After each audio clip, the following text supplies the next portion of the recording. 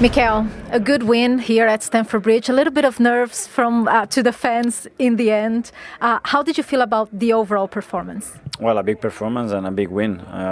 It's very difficult to come to this place against such a team with the quality that they have in every department and do what we've done throughout the game. But it's true with the 1-3 and the dominance that we showed and the two big chances that we had to put the fourth one. In the best moment, they scored a goal that obviously changed the game. But yeah, overall very happy, but it could have been better. Let's start with the positives. Victor Gyokeres had a really good performance this evening. Do you think when he is not necessarily scoring goals, some of his qualities go unnoticed? Because in commentary they were talking about how much work he was putting in during the game, even before he scored. Yeah, but that's normally with all the strikers. At the end, the expectation is to score, and we demand them much more than that. And Victor has been exceptional in a lot of departments. Today he's done as well what is, in my opinion, his best qualities, which is to put the ball in the back of the net. But he's been in those positions many times. Today the ball arrived to the right area, and he did what he had to do. Zubimendi scoring again, something he didn't used to do much before he joined Arsenal. What are the features of this team that you feel enables him to just explore his goal-scoring side? Unlock him, because he can do anything, and he needs to believe that he can do anything. He can occupy various spaces. He's really good at carrying the ball. He has really good timing arriving in the box, and he's very composed, as you've seen in the goal. For a holding midfielder to do what he's done, it's quite rare. We were talking to Ben White just now, and he said that in the second half, Arsenal kind of did it to themselves, that you guys didn't play to your usual standards. Did you see that, and why do you think it was the case, if you agree with him? Well, in some part, especially on the defending part, in certain aspects. In other aspects, we were very good, and sometimes as well, you have to give credit to the opponent. I mean, they have players that they unlock that duel, and then they are running into you, and that's what they are capable of doing. Yeah. What did you think Chelsea did in the second half, especially bringing more pace into the game, maybe in the final thirds to make things a little bit harder? Well, they opened up the game because the heights that they put certain players as well, they were more of a threat every time we lost the ball, or they win a second or a duel, but at the same time they were as well much more exposed. Still, Arsenal hasn't lost a game where you took the lead. 23 wins, the first time. If you score after that, 23 wins. Is it one of the many shows of maturity and composure that this team can demonstrate? Yeah, it's always ideal to start the game. I think we have improved as well when we have conceded a goal after to come back and win it. So, yeah, it's half-time. We are happy tonight, and let's start to prepare the next game. Thank you, Mikel. Thank you. Thank you. He's very happy, isn't he? I mean, he is not giving the impression of someone who feels that they've let Chelsea off the hook a little bit tonight. No, I think before the game he would have taken that result. I think he is happy because he knows that it is a really difficult... even though Chelsea had a lot of injuries and a few players out, it's still a London derby. Everything can happen. It's a cup game. And the matter that they played... majority of the game, they were in control.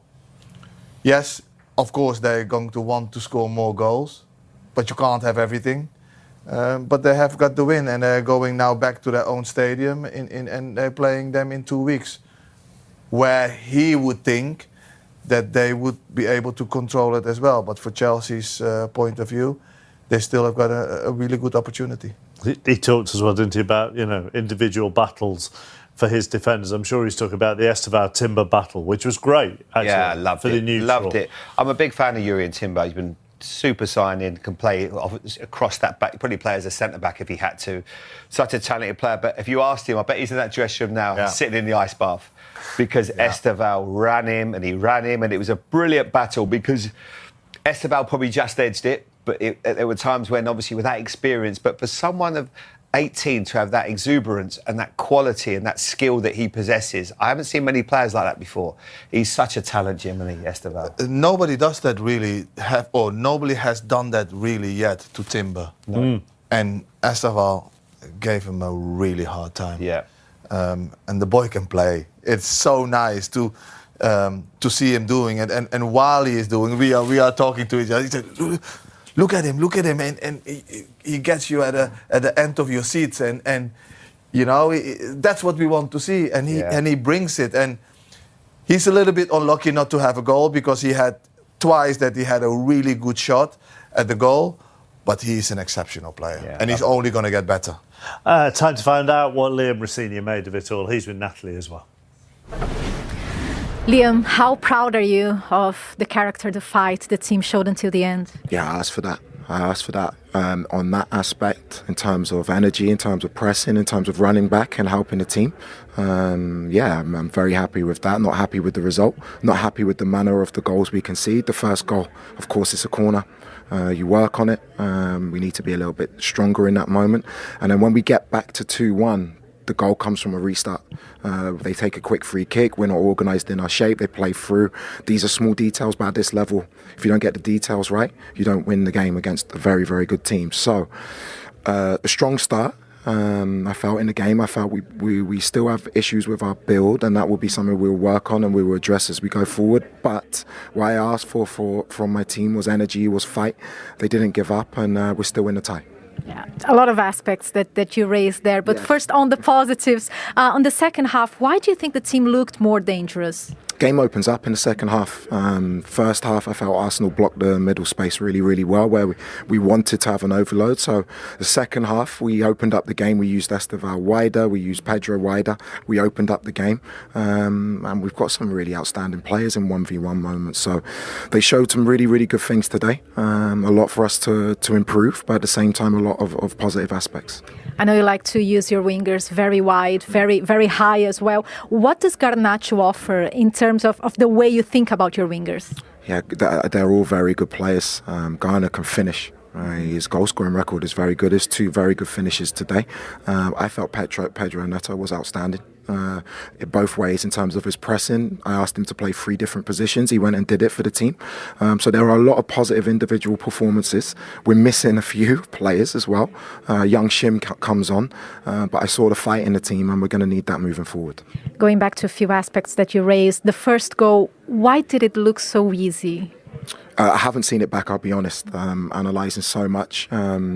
We know what they do. We know the areas that they put the ball into. We have to be stronger in the moment, and we work on that.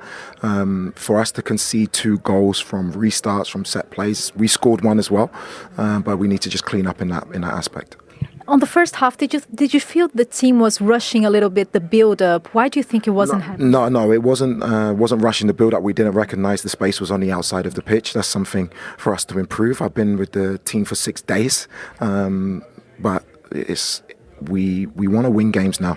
You know, we need to learn quickly, and we have a huge game against Brentford on Saturday. We're in tomorrow. We'll analyse the game, and we make sure we improve. And I know you're going to say it's not an excuse, the players you had that weren't available, but there were important players unavailable. How much did it impact the things you wanted to put into practice tonight? Yeah, it's a hypothetical question. Arsenal were very strong. We have issues. Hopefully a few of the lads will be back for Saturday. Hopefully Cole, hopefully Reece gets over his knock on his hip. Hopefully Moy was suspended. I think any team missing that calibre of players is going to find it tough, but we're still in this tie. It's half time, and if we show the same amount of fight and intensity and pressing and quality, but we make sure we switch on in moments, we still have a chance to go through. Yeah, second leg only in February. You have more time with the team. How open is this fixture? Yeah, it's going to be a really difficult game. We've got another 4 games before that, but yeah, I'm looking forward to this run of games so I can find out more about my squad. Thank you, Liam. Thank you. When he talks about them recognising how to build, recognising where the spaces are, he hasn't got that much time, has he, to actually work with them in between all of those games? No, first of all, I like how honest he is and what he said.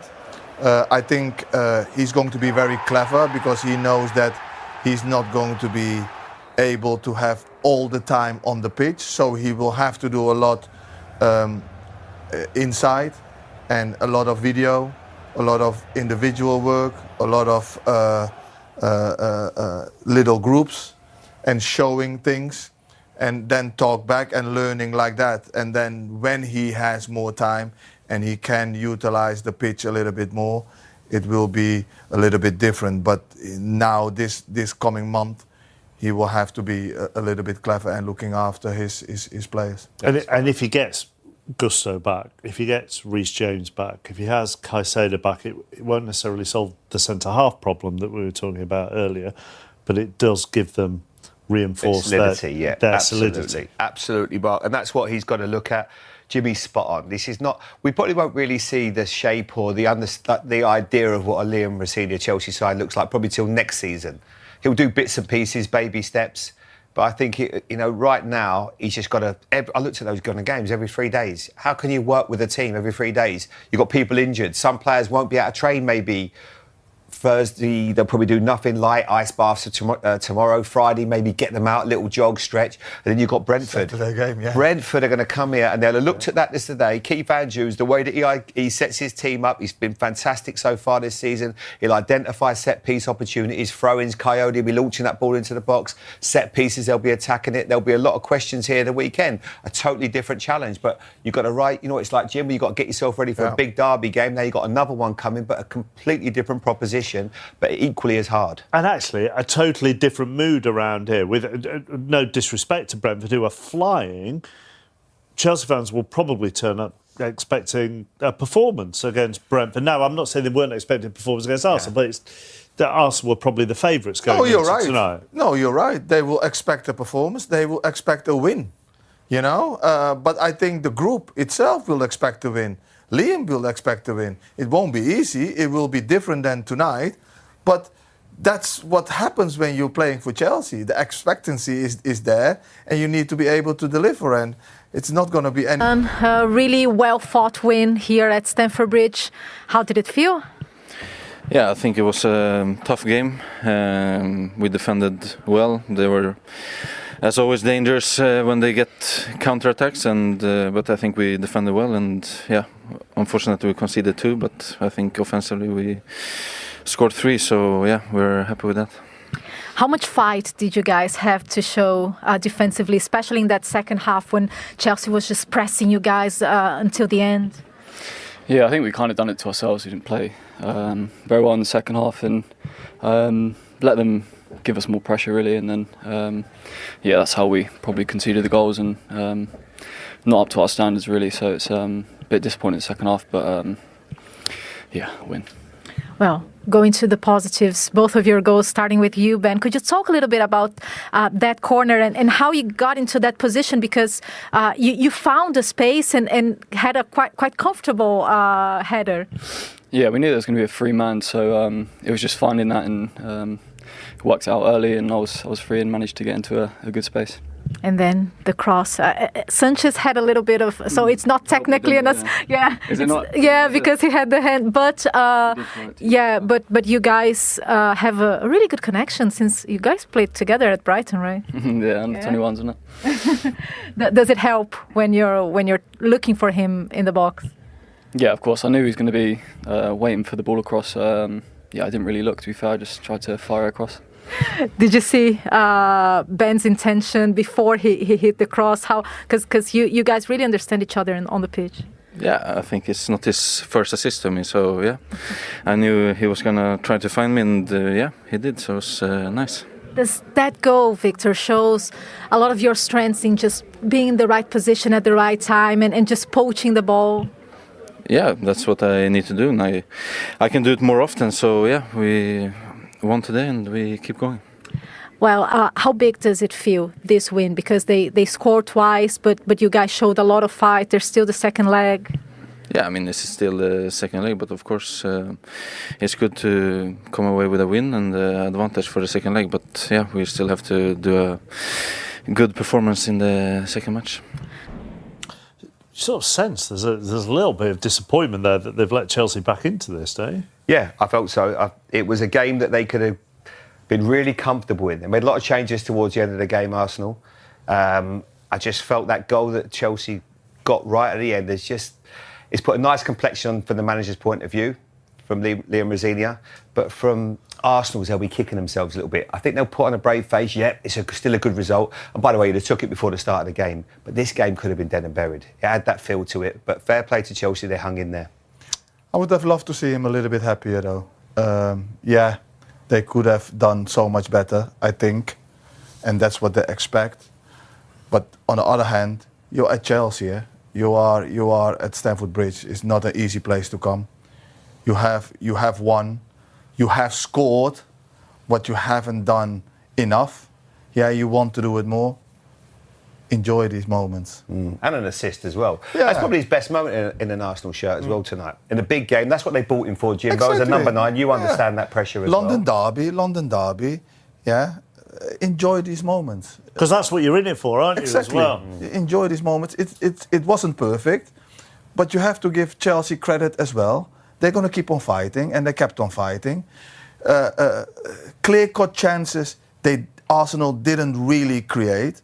The really great goal was Sumimendi, yeah. But you got a goal. You got to go at a position where you need to be. You were there, where a striker is supposed to be and score. You know, so you have done your job.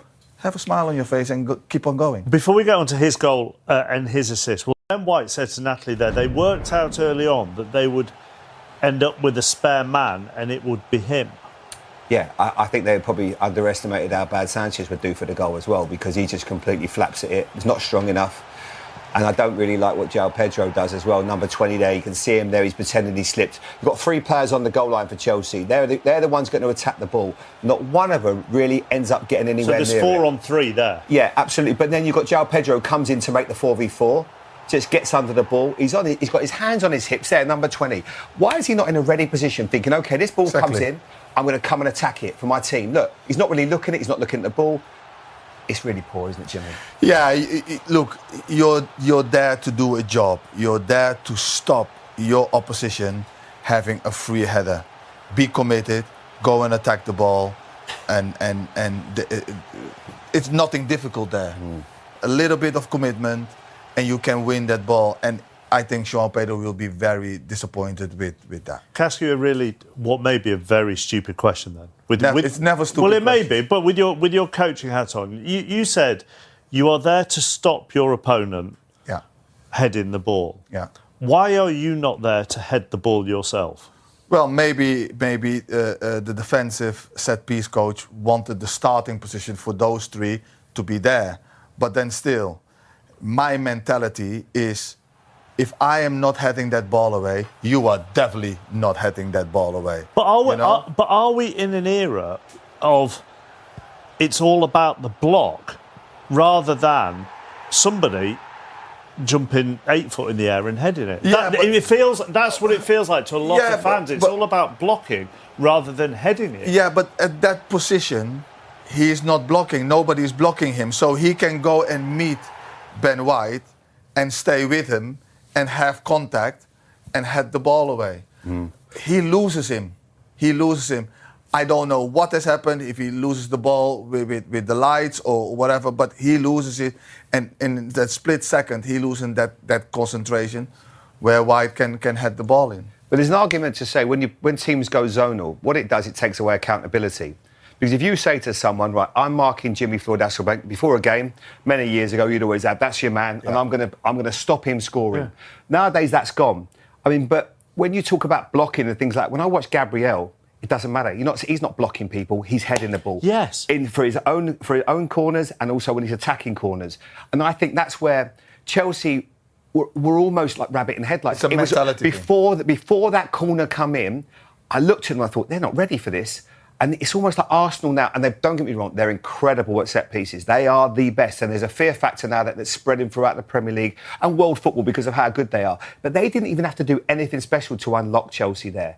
They changed it a little bit second half. They took those 3 men off the line and it got us slightly better. And obviously the keeper come and took one, which gives you a little bit of hope as well. But that setup was completely wrong to start, because it doesn't matter what setup you've got. If you haven't got people attacking the ball, you have absolutely no chance. And no one attacked the ball with any ferocity whatsoever there. The second goal for Arsenal, I mean, it's a mistake from Sanchez, but just from a striker's point of view, is this the kind of goal that will just... They all count. This is the kind of goal that gets you confidence up. Yes, of course, because you're feeling the net as a striker. And look where he is. He's in the middle of the goal. And here, Jamie spotted it. He gets disappointed that Saka doesn't cross straight away. He is in the middle of the goal. there is where you score goals. There is where your tally comes up. End of the season, nobody knows how many tap-ins. Yes, he is disappointed that the ball doesn't come straight away, but he's still there. Yes, it's a mistake from Sanchez, but you're there to tap it in. And these kind of goals, you can't get enough of them in the year. You know, you're there, bang, goal, gets on. And you see your name on the sheet as a goal scorer. And I think that will be I'm sure his discussions with, obviously, the manager, etc. This was a good night for him, exceptional night. But I could imagine, and I can't lie, I wasn't watching him at Sporting every single week, but a lot of the time, the crosses he would have been getting, with a system they played with two wing-backs, predominantly would have been a right-footed right wing-back and a left-footed left wing-back. So he gets crosses. Once that ball gets wide, they're coming into him, and he knows he can make that first run across the post and get in there. When he plays for Arsenal, the major problem is Bukayo Saka plays on the right, he's left-footed. Martinelli, the same. He wants to cut back on his right foot. So when Bukayo Saka gets into that position to start with, instead of firing it across the face, he wants to chop back. So that's where the frustration comes, Jim. Because in your era, we predominantly played right-footed right wingers. Yeah, but he has to demand that. He has to say, hello, doesn't matter with your right foot, just put it in. Because the moment it doesn't come and he cuts back, as what you say, he needs to find a second position. And that is so hard for a striker. So he has to get that connection, that demanding of those kind of players to put it just in. And they will score a lot more goals. So almost, so he has to say to Bukayo, look, get that across the face for me. Get angry, get it in. When you are past your fullback, only 1 yard, put it in. Put it in. Let those centre halves defend. Keep those centre halves honest that they have to defend. Because now they know the cutting back. Yeah, and rightly so. He gets upset that ball doesn't get there. You know. Yep. I would go absolutely ballistics. Would you go absolutely ballistic if you were in your first 6 months at even more so then, right? Because that is where you start. That is where you put your rules down. Yeah. You know. No, that's what I need. That's what I want. That's how we're going to win games. That's how I'm going to score. And you get that relationship, you know, with your wide players. Get that relationship. Make sure you say that to them. But you make sure that you are there as well every time. So that you score those kind of goals. You can score easily 10 of those goals. Okay, the goalkeeper is not always going to make that mistake. But if you go back, Asa has done that for him, where he scores the ball in the middle of the goal. It hasn't happened enough for him, and that is where they can help him a lot more.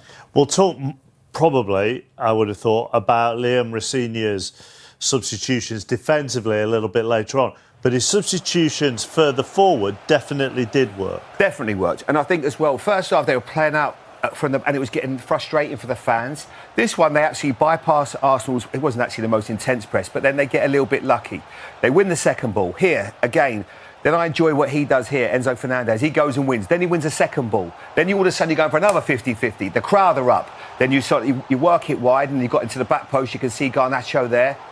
Great run by Enzo Fernandez. He then occupies Ben White's space, which is so good. And this is what I enjoy what he did there. Enzo's role in this is so important. I'm going to highlight him because he goes and wins that one. Then he goes and wins a second ball there. Gets a bit of fortune, but then you need that little break. Then this is a run that Frank Lampard made all the time because then he would get into that area. Ben White would normally head that ball away, but he can't. Then it just falls because of the run. It falls to Garnacho, who finishes it really well. Nice bit of play from Chelsea. All of a sudden, the crowd are up. But playing out from the back, which they did all the time in the first half, it just gets the crowd edgy. I don't think the keeper enjoys it. The back four haven't played together before as a back four. Then they changed it up a little bit, bypass that press. Then you get a little bit of success. And I'm not saying that's what you should do all the time, but it's just a little bit of football intelligence. And it doesn't have to come from the manager. I think you feel that as a player at times, Jimmy, didn't you? This isn't on. Let's miss that out. And there's no harm with it, you know? It's not written in a book, you have to play like that all the time. Sometimes that long ball, that directness is very effective. And you could see that intensity of Enzo changed. And he's very good at those 50-50s. And then everybody is in top of their opponent straight away. And then they win the ball. And yeah, you're forcing something to happen. And that's what happened.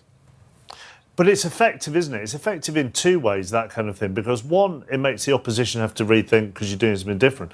But also, and we're right on top of the crowd here at Stamford Bridge. We hear it, yeah. You hear it. It changes the crowd want that. Yeah. But they need to figure that out for themselves. Yeah. They need to figure that out for themselves. They need to figure that balance. Okay, now we're going long. Okay, now we can play. And we all want to see them playing to the third and beautiful passes and stuff when it works. But when you are playing against a team like Arsenal and they are brilliant at pressing and they want to win that ball high up, you have to go sometimes direct and change that dynamic. You think, both of you do the Gyokeres assist is as important for him as the goal tonight? Yeah, absolutely. And I think this is what Arsenal do so well. They're good on restarts, they're sharp, they're always looking for that first pass. Zubimendi, I think, was talking about writing Cherky, yes, he's saying, sign of the season. I think there's probably a lot of Arsenal fans thinking, oh, yeah, what about Zubimendi? And Zubimendi tonight has gone, oh, yeah, hold my drink. I'll show you how good I am as well.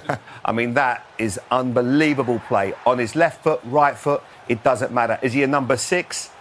Yes, absolutely. Is he a number 8? Yeah, he can be, but also he can be a number 10. Look at this. He's so good. He just takes it with his left foot. Another good touch there. And a wonderful finish. And great forward play as well by Gyokeres, Jimmy. Yeah, first of all, Gyokeres, well done. It stuck, it stayed, and you lay it off to your midfielder. And then Zubimendi, what a talented player he is. Wait, keeps on looking, keeps on being very composed, and then hits it with his left. And the keeper has got no chance.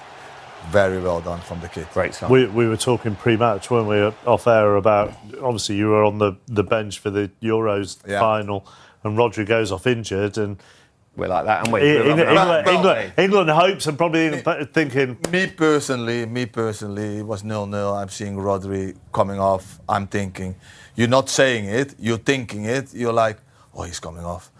Okay, yeah, we have got a chance now. We're gonna go for it. Yeah, we're gonna control the midfield, and then he comes in and we can overpower this little fella. He can't handle, and all of a sudden just pop.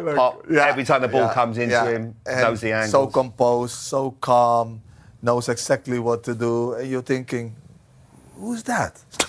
Obviously, no. At Real Sociedad, everybody's talking about him, but I didn't think that he was that good, and he knows what he's doing. And he's also got 4 goals and 3 assists now this season. And for somebody who probably, when he came in, a lot of people's perception was he'd just sit to that base and knit it together. No, but that would have been the perception a bit. He's so much more without the ball, and people don't talk about this. He sits in front of the opposition striker and he reads the passes that come to that striker, and he intercepts so many balls. And the moment he intercepts so many balls, they are straight away off. And he plays forward if he can. He's got everything in his game. He's got in his game where he can start the play, he intercepts, he tackles. He is very good at that 1v1, and he bites, so he doesn't let loose. It's like a little terrier, he stays at it. He makes little free kicks at the right moment where he doesn't get yellow cards. Very smart player. I think if we roll it back to when Rodri came to the Premier League, he found it tough. He did. He didn't have half the impact this guy's having at an early stage. After 8 months of being here, the goals, the assists, the awareness, everything that he's doing. I mean, he is... I'm not saying he's the missing piece in the jigsaw for Arsenal, because there's still a long way to go. But if they win the title, a lot of people will point at him and say, that was a real moment for us. Because he's freed up Declan Rice. You can see Declan enjoys. They've got a great relationship. He puts out in terms of his positional sense, but also every time he gets the ball, he's progressive with his passing. He's looking to break lines. He doesn't play safe all the time. Wonderful player to watch. And yet they will only go into the second leg with a 1-goal lead. How good a finish is this from Garnacho? Rather, how difficult a finish is this? It is very difficult because the ball comes out bouncing. And his technique is really good. He goes on top of the ball so the ball goes down, and then because it is a little bit wet, the pitch, it takes a little bit more pace, and they can't stop it. Very, very well taken. Really good technique. If you look here, he goes over the ball and it goes down. Well done. Arsenal get a lot of plaudits for their attacking set pieces. I don't know if we can just see that again, because that's as bad a setup as you could see. When the ball's when you're coming in, you're 3-1 up. We're making sure, can we get to the end of this match? You can see they're front-loaded, everybody there. They're all the Arsenal players, as that ball then comes in. You've got Bukayo Saka at the back post. If that ball then comes out to Garnacho, he's got 10 yards of space to get a free shot. That isn't really what you'd expect from Arsenal. Look, the three players at the back post, it could have fallen to any of them. Yeah. It could have fallen to, is that Santos? Or obviously it falls to Garnacho. That's really unusual for Arsenal to leave so much space there. And it gets them back in the game. It gives them a bit of belief, because I think the manager deserves credit. It hasn't been an easy night for him. As I said before the game, you know, the lap is going to start for you. He's ill. You have to then obviously change it. You bring a young player that was going to be playing in the Youth Cup tonight. He has to come off the bench. I think defensively he must have made 4 or 5 different changes to that back four. And I think he's probably looking at it thinking, what is my best back four? As a Chelsea man, Jim, I'm trying to think myself, is it, you know, obviously Colwell's injured, he's really important for them. Is it... He's got no Gusto. Is it Fofana? Is it Chalobah? No, he has got no Gusto. He's got no James, but also he needs to watch out with Fofana's load. So he has to come off. He can't play 90 minutes, and he has got Saturday to play as well. Chalobah toss in. But he's trying to fight. That will take time, won't it? Well, he's going to look at everybody. I think he will know everybody, but he's going to want to give everybody an opportunity. And he's going to want to have a settled back four, you know, and he will make his decision. I think that I honestly think they've got to try and, if they can, get someone in the window, a centre back. Right. I think it's important for them. I think they need another one, and not just another body, another elite player. And it's not going to be easy, but if there's anybody they could get in, I think that's an area where they need to strengthen. People obviously might talk about the keeper who's made 2 ricks tonight, so that's another area they've got to look at. But it's all very well saying they need a centre half. If they are looking for a centre half, what kind of centre half? Experience. But that goes against their model, though. But you sometimes, but I think. So, do you think they park their model because needs must? Yeah, I think that if they were to say not necessarily mistakes, what would we have changed, if anything, with this model? I think they would just sprinkle a little bit of what you call experience into the mix. Just someone like, you can't get Thiago Silva's, because they're just almost unicorns, those guys. But somebody that can just add a little bit of experience when things are going against you. When we see that set piece where they lose the goal, somebody that's going to organise, someone that's going to talk. You can't find John Terry's; they're not available anymore. They just don't exist. No. But somebody that can just give you a bit of authority. Late 20s, early 30s. It's all right saying it, by the way. But if that is the case, that is going to be, especially in this market in January, is going to be really tough to find the right character, because that is going to be the most important thing as well. It's been done before. Virgil, Liverpool side Virgil, and it changed everything for them. So I think that would be the one thing that they probably just need to do. And if they can find some experience... I think we would take Virgil. but it's a January signing. He was one of the best their former player is a captain of Crystal Palace and out of contract in 6 months. But is that not possible? Look, I've seen him from close. He's a wonderful player. Very, very good centre half. I don't know if they would be looking at him, but they will be knowing him really better than me. You know, so. But and Mark Gay's got the pick of his. He by all accounts. Yeah, I think in the summer, if he waits, he's going to get all of the money. So, but the downside is if he were to risk it, and if, God forbid, he gets an injury or something like that, then that's the risk you're playing with. But if he were to move now, and Crystal Palace won't want to, well, I don't know whether they want to sell him. At least you're going to get something out of it. I don't know. That's a sort of quality that you want. A player that can really lead, has obviously had vast experience in the Premier League or whatever top league it is. Just one final thing from the game to look at. You've highlighted where Sanchez went wrong tonight. This is amazing. This would have been game over. Brilliant. Great strike from Marino. He thinks as he hits that one on his wrong foot, that's in all day long. He can't believe it. It's a really good save. He comes out, makes himself big, Jimmy. Yeah, absolutely magnificent. What a save. he had a difficult evening, but this is one of the best saves I've seen. So yeah, he's done absolutely magnificent in that one.